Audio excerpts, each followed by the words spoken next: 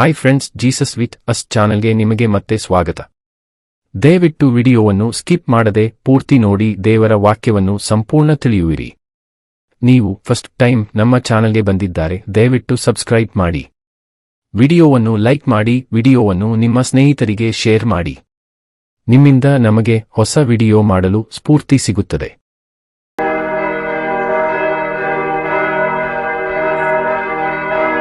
ಕೀರ್ತನೆಗಳು ಅಧ್ಯಾಯ 79. ದೇವ ಪ್ರಜೆಯನ್ನು ಸಂಹರಿಸಿದ ಮ್ಲೇಚ್ಛರಿಗೆ ದಂಡನೆಯಾಗಬೇಕೆಂಬ ಪ್ರಾರ್ಥನೆ. ಆಸಾಫನ ಕೀರ್ತನೆ.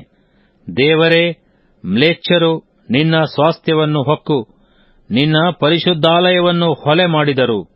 ಯೆರೂಸಲೇಮ್ ಪಟ್ಟಣವನ್ನು ಹಾಳು ದಿಬ್ಬಗಳಾಗಿ ಮಾಡಿದರು. ಅವರು ನಿನ್ನ ಸೇವಕರ ಹೆಣಗಳನ್ನು ಆಕಾಶದ ಪಕ್ಷಿಗಳಿಗೆ ಆಹಾರ ಮಾಡಿದರು. ನಿನ್ನ ಭಕ್ತರ ದೇಹ ಮಾಂಸವನ್ನು ಕಾಡು ಮೃಗಗಳಿಗೆ ಹಾಕಿದರು. ಯೆರೂಸಲೇಮಿನ ಸುತ್ತಲೂ ಅವರ ರಕ್ತವನ್ನು ನೀರಿನ ಹಾಗೆ ಚೆಲ್ಲಿದರು. ಅವರನ್ನು ಹೂಣಿಡುವವರು ಯಾರೂ ಇರಲಿಲ್ಲ. ನಾವು ನಮ್ಮ ನೆರೆಹೊರೆಯ ಜನಾಂಗಗಳಿಗೆ ನಿಂದಾಸ್ಪದರಾದೆವು. ಸುತ್ತಣವರ ಪರಿಹಾಸ್ಯ ಕುಚೋದ್ಯಗಳಿಗೆ ಗುರಿಯಾದೆವು. ಯೆಹೋವನೇ, ಇನ್ನೆಷ್ಟರವರೆಗೆ ಕೋಪವುಳ್ಳವನಾಗಿರುವಿ? ನಿನ್ನ ರೋಷಾಗ್ನಿಯು ಸದಾ ಕಾಲವೂ ಉರಿಯುತ್ತಲೇ ಇರಬೇಕೋ?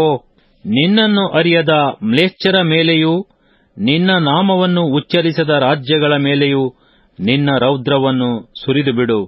ಅವರು ಯಾಕೋಬ್ ವಂಶದವರನ್ನು ನುಂಗಿಬಿಟ್ಟು ಅವರ ವಾಸಸ್ಥಳಗಳನ್ನು ಹಾಳು ಮಾಡಿದರಲ್ಲ.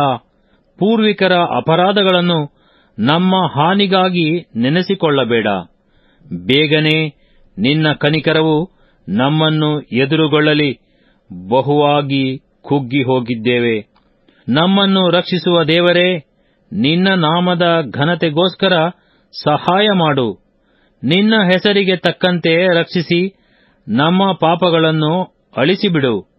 ಮ್ಲೇಚ್ಛರು ಅವರ ದೇವರು ಎಲ್ಲಿ ಎಂದು ಅನ್ನುವುದೇಕೆ?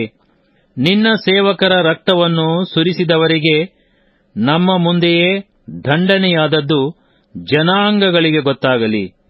ಸೆರೆ ಹೋದವರ ನರಳುವಿಕೆಯು ನಿನ್ನ ಲಕ್ಷ್ಯಕ್ಕೆ ಬರಲಿ. ಸಾಯಲಿರುವವರನ್ನು ನಿನ್ನ ಭುಜ ಮಹತ್ತಿನಿಂದ ಉಳಿಸು. ಸ್ವಾಮಿಯೇ, ನಿನ್ನನ್ನು ನಿಂದಿಸಿದ ಸುತ್ತಣ ಜನಾಂಗಗಳ ಉಡಿಲಲ್ಲಿ 7ರಷ್ಟು ಪ್ರತಿಫಲವು ತುಂಬಿರುವಂತೆ ಮಾಡು.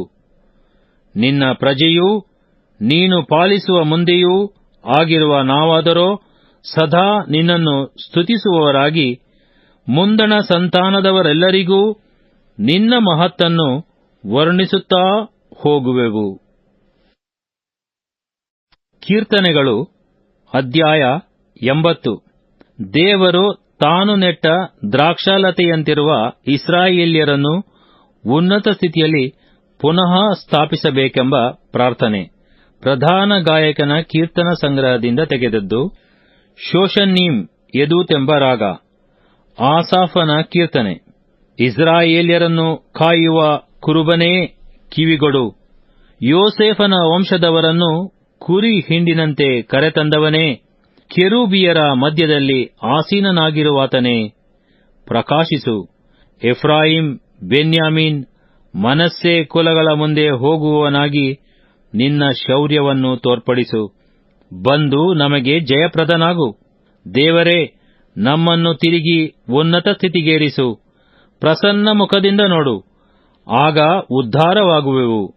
ಸೇನಾಧೀಶ್ವರನಾದ ಯೆಹೋವ ದೇವರೇ, ನಿನಗೆ ಮೊರೆಯಿಡುವ ನಿನ್ನ ಪ್ರಜೆಗೆ ಇನ್ನೆಷ್ಟರವರೆಗೆ ಮುನಿದಿರುವಿ? ರೋದನವೇ ಅವರ ಅನ್ನವಾಗುವಂತೆಯೂ ಅಶ್ರುಧಾರೆಯೇ ಪಾನವಾಗುವಂತೆಯೂ ಮಾಡಿದಿ.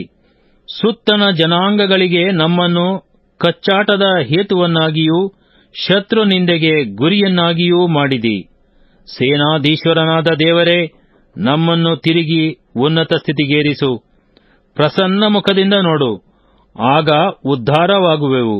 ನೀನು ಐಗುಪ್ತ ದೇಶದಿಂದ ಒಂದು ದ್ರಾಕ್ಷಾಲತೆಯನ್ನು ತಂದು ಜನಾಂಗಗಳನ್ನು ಹೊರಗೆ ಹಾಕಿ ಅದನ್ನು ನೆಟ್ಟಿ, ಅದಕ್ಕೋಸ್ಕರ ನೆಲವನ್ನು ಹಸನು ಮಾಡಿದ ಮೇಲೆ ಅದು ಬೇರು ಬಿಟ್ಟು ದೇಶದಲ್ಲೆಲ್ಲ ಹಬ್ಬಿಕೊಂಡಿತು. ಅದರ ನೆರಳಿನಿಂದ ಗುಡ್ಡಗಳೆಲ್ಲ ಕವಿಯಲ್ಪಟ್ಟವು. ಅದರ ಕುಡಿಗಳು ದೇವದಾರು ವೃಕ್ಷಗಳ ಮೇಲೆ ಹಬ್ಬಿ ಅವುಗಳನ್ನು ಮುಚ್ಚಿಬಿಟ್ಟವು.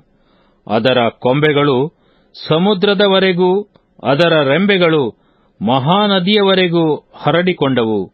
ನೀನು ಅದರ ಬೇಲಿಯನ್ನೇಕೆ ಕಿತ್ತು ಹಾಕಿದಿ? ದಾರಿಗರೆಲ್ಲರೂ ಅದನ್ನು ತೆರೆದು ಬಿಡುತ್ತಾರೆ. ಕಾಡು ಹಂದಿಯು ಅದನ್ನು ನಿರ್ಮೂಲ ಮಾಡುತ್ತದೆ. ಅರಣ್ಯ ಮೃಗಗಳು ಅದನ್ನು ತಿಂದು ಹಾಕುತ್ತವೆ. ಸೇನಾಧೀಶ್ವರನಾದ ದೇವರೇ, ಅಭಿಮುಖನಾಗಬೇಕು. ನೀನು ಪರಲೋಕದಿಂದ ಕಟಾಕ್ಷಿಸಿ ಈ ದ್ರಾಕ್ಷಾಲತೆಯನ್ನು ಪರಾಂಬರಿಸು. ನಿನ್ನ ಬಲಗೈ ನೆಟ್ಟು ಸಾಕಿ ಬೆಳೆಸಿದ ಸಸಿಯನ್ನು ಕಾಪಾಡು. ಅದು ಕಡಿದು ಬೆಂಕಿಯಿಂದ ಸುಡಲ್ಪಟ್ಟಿದೆ. ಅವರು ನಿನ್ನ ಬಾಯಿಗದರಿಕೆಯಿಂದ ನಾಶವಾಗುತ್ತಾರೆ. ನಿನ್ನ ಬಲಗೈ ಉದ್ಧರಿಸಿದ ಪುರುಷನೂ, ನೀನು ನಿನಗೋಸ್ಕರ ಸಾಕಿ ಬೆಳೆಸಿದ ನರಪುತ್ರನೂ ಆಗಿರುವವನನ್ನು ಹಸ್ತದಿಂದ ಹಿಡಿದಿರು. ಆಗ ನಾವು ನಿನ್ನಿಂದ ಅಗಲುವುದಿಲ್ಲ. ನಿನ್ನ ಹೆಸರನ್ನು ಹೇಳಿಕೊಂಡು ಆರಾಧಿಸುವಂತೆ ನಮ್ಮನ್ನು ಚೈತನ್ಯಗೊಳಿಸು. ಸೇನಾಧೀಶ್ವರನಾದ ಯೆಹೋವ ದೇವರೇ, ನಮ್ಮನ್ನು ತಿರುಗಿ ಉನ್ನತ ಸ್ಥಿತಿಗೇರಿಸು. ಪ್ರಸನ್ನ ಮುಖದಿಂದ ನೋಡು, ಆಗ ಉದ್ಧಾರವಾಗುವೆವು.